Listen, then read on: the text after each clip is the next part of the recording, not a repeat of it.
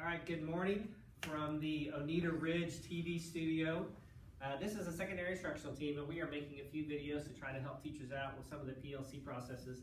And today, we wanted to really focus on what do you do with questions 3 and 4 of the PLC process. How do you work when kids get it? What do you do when they don't get it? We have our supreme actors here in the presentation, our 4 secondary instructional specialists. Ms. Johnson's behind the camera. Thank you, Ms. Johnson. So we are simulating a PLC meeting. About 2 weeks ago, this team got together and decided to write a common formative assessment. This is a math team. They wrote a 5-question CFA, and they're covering solving for one unknown. Now they're back together looking at each other's data and trying to decide what they're going to do with these kids. For the sake of this demonstration, Mrs. Weingartner's kids did really well on this CFA. About 85% were successful. Miss Goodenough's kids, they were in the middle of the road. About 50% were successful. Miss Morales is the special ed co-teacher on this team, and so she's at the team meeting trying to help out. And then Mrs. Holt's kids struggled on this exam. She was gone for 3 or 4 days with family illness and had a sub, and they just didn't get much quality instruction. So only about 20% of them are successful. So what are we going to do with these kids, ladies? How do we? So first, maybe we could look at the results and see if there were any outliers, if there were any questions that we thought were not a great measure of their learning. And maybe we can discount, maybe go back and discuss. So how do you guys feel overall looking at the results? Was there anything that we thought just wasn't a great measure, or we just really need to focus on instructing better?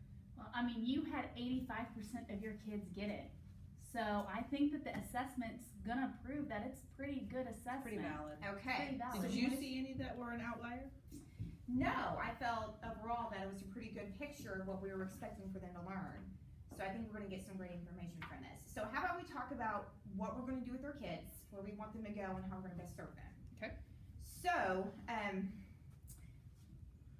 how about we split the kids up into maybe the lower performing, we could do some more intense intervention on them. We can make sure we're really getting there and identifying those skills where they're weak according to our results. And I think you should take those kids because you had the higher Since you rate. have the best numbers, I agree. Right. I think you should go ahead and take the best kids, and since you should. Can we divide our kids into 3 instead of 4 this time?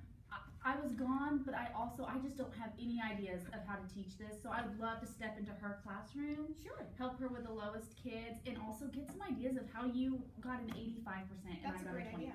I think it's a great idea. Okay. So how about we split the other kids up between the bubble kids in the middle of the road? They get just a little more practice, maybe an activity, and then we can do some enrichment. So Okay. I'll take those. You'll take them in the middle of the road? Sure, Okay. yeah. Okay. So then I'll take the others. Okay, that sounds great. So then we just need to talk about what kind of procedure we're going to work with these kids and how we want to address those skills. So we need to identify exactly where they were weak or where they were strong, and we want to build. Okay, so we'll not get deep into that discussion. So just trying to demystify this a little bit. It doesn't have to be really complicated. The CFA was 5 questions, straightforward, easy to give. They wrote that together a couple weeks ago, dividing kids up. So before they leave this PLC, they'll pick a specific time and a specific location to divide these kids up and reteach and enrich. Thank you for giving us 5 minutes of your time. Have a great day.